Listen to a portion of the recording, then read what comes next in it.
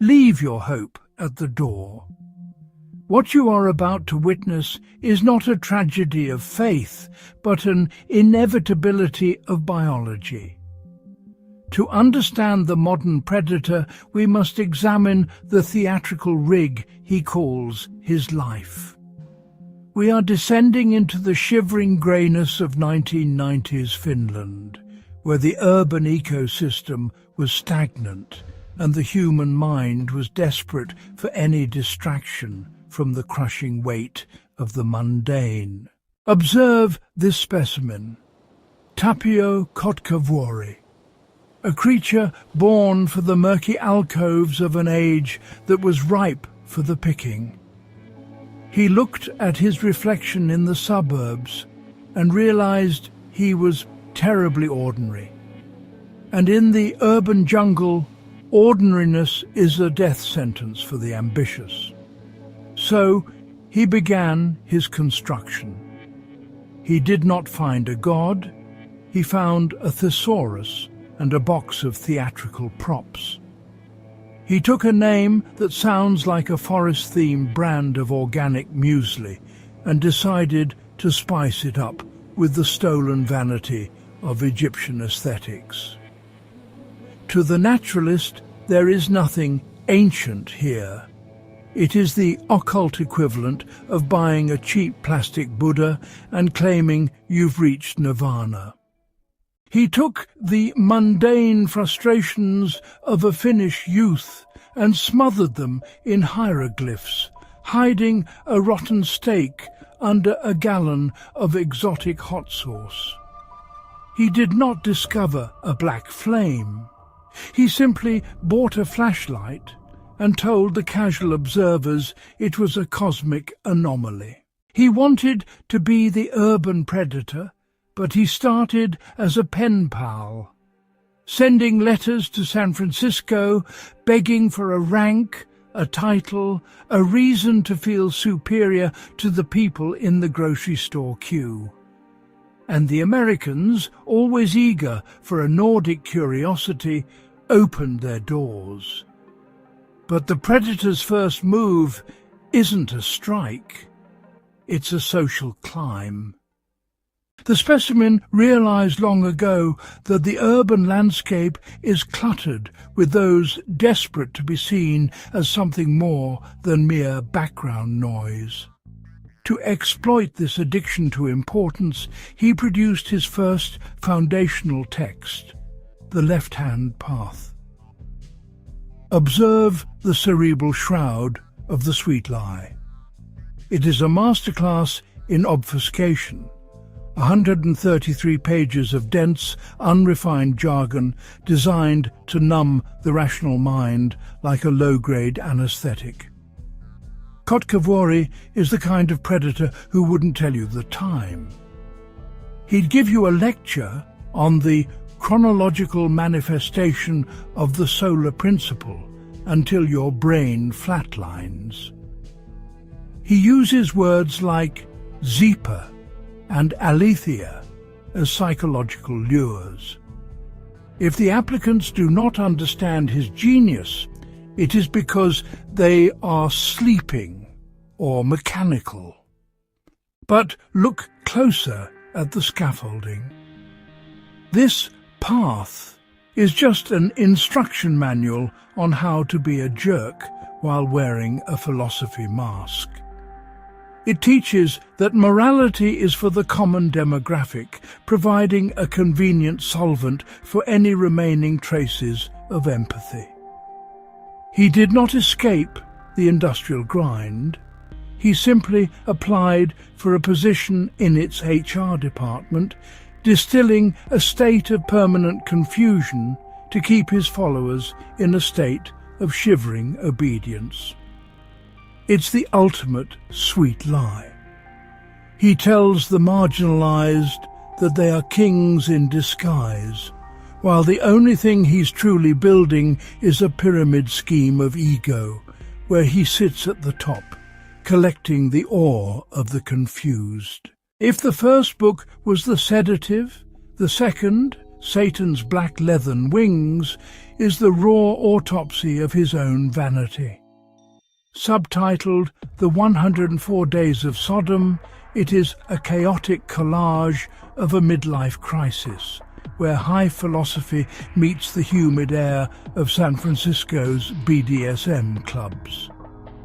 The specimen moved into the house of the temple's founder, Michael Aquino, like a scavenger finding a fresh carcass of forgotten ideas.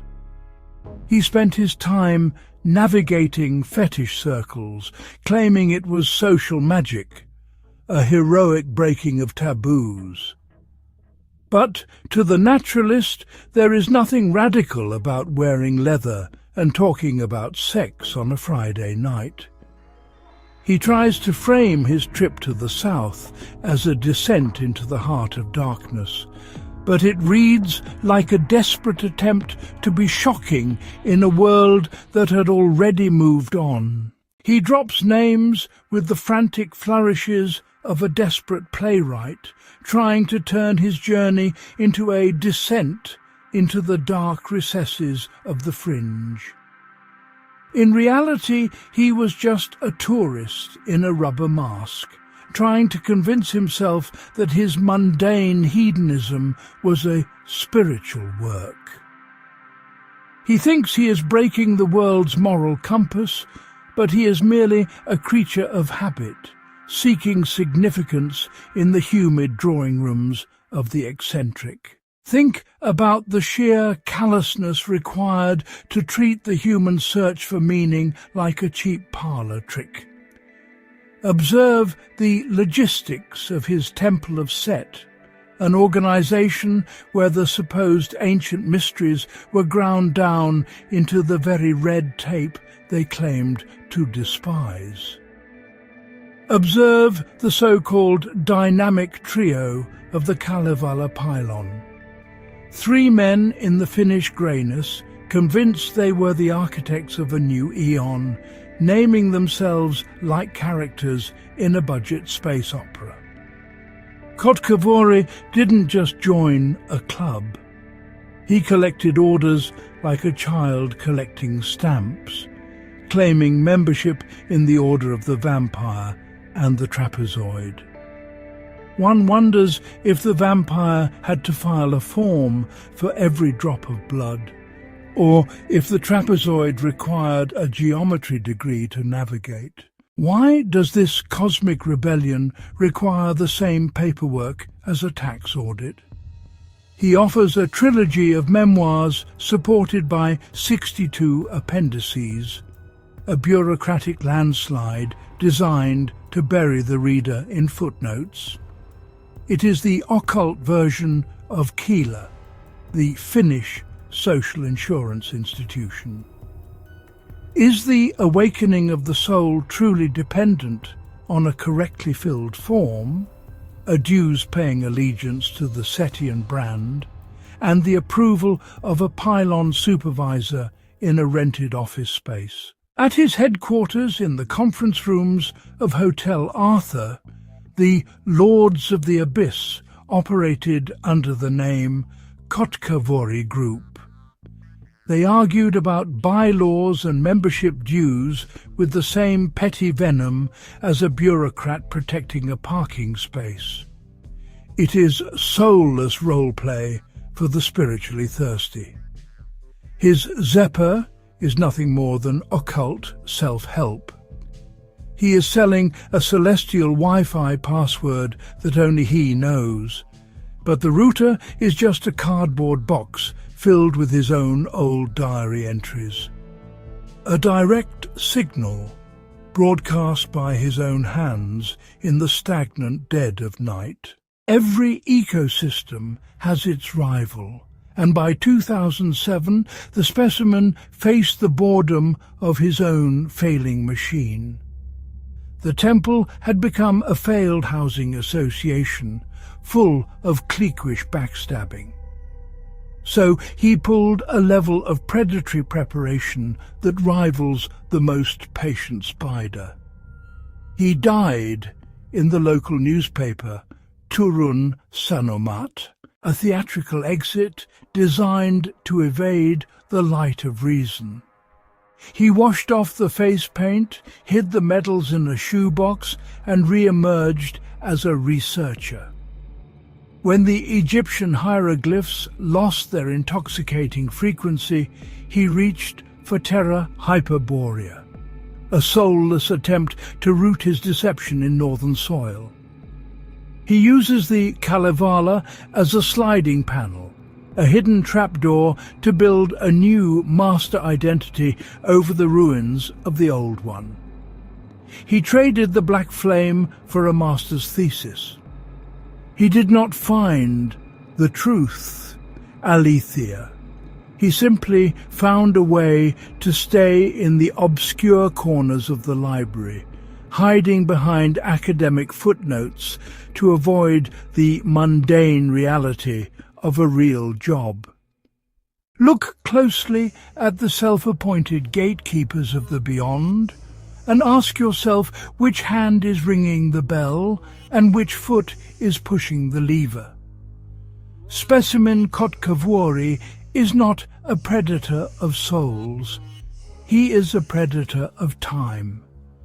He steals the years of the inquisitive and gives them back a pile of unreadable, unrefined jargon. He is a middle-aged man in a beige room, obsessively cataloguing his own delusions into a trilogy of memoirs. He is a clerk of the impossible, documenting his magical adventures in Germany and his induction into the Order of the Vampire and the Trapezoid with the clinical dryness of a warehouse manager.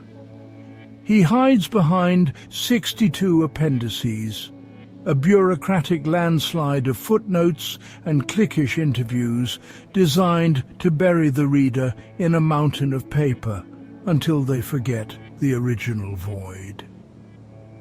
The scaffold he built is not made of wood, but of the collective desire of a generation to escape the crushing boredom of reality.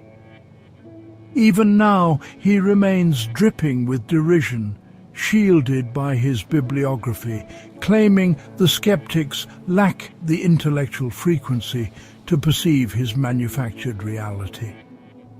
As this signal fades, we must prepare for the next evolution. The void left by the dead man is already being filled. The hunt never truly ends. Subscribe to the inevitable. Witness the final termination of the spiritual hero. The deception did not just ruin a faith. It broke the spirit of those who sought a genuine mystery, only to find a clerical error in a rubber mask. The parasite of the archives has retreated, but the shelves are still heavy with his toxic ink.